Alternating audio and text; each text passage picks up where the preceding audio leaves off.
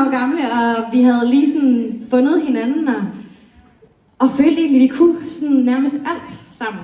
Vi skulle ud og erobre hele verden med popmusik. Det var den fedeste følelse i hele verden. Ja, det var pænt dejligt, og nu er der så sket det, at vi er blevet en lille smule ældre.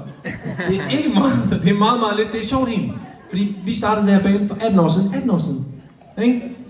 Jeg ved ikke med dig, jeg er 3-4-5 år ældre. Ja, max. Det er magisk. Og men noget, jeg har lagt mærke til ved det der med at blive ældre, det er, at jeg er blevet sådan lidt mere selvbevidst, når jeg ikke står her på den her scene. Og jeg ved ikke, hvordan I har det med det. Om det sådan, om I kan ikke genkende det til det der med, at man får sådan udviklet en evne til at se sig selv udefra i nogle situationer. Det er noget, der er lort. Altså, så kan jeg i hvert fald, hvis I har det sådan, start et band. Fordi når I står og spiller i en time og et kvarter, eller hvad I spiller i, så glemmer I alt om det. Det hjælper. Det er sådan en form for terapi, så, ikke? jeg har så lagt mærke til, når jeg står derhjemme, ikke? Så det kan være en onsdag. Det kan være formiddag. Jeg kigger mig selv i spejlet og tænker, hold kæft, det er en fed skjorte, Anders. Det er nogle fede bukser. Det kører for dig. Det kører virkelig, Anders. Tro på det.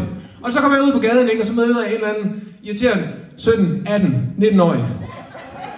Og så går det op for mig, at jeg aner ikke, hvad der er cool længere. Det gør jeg ikke. Så der har de andre det også i bandet. Den følelse har vi gravet lidt i. Ja, der kan vores album det.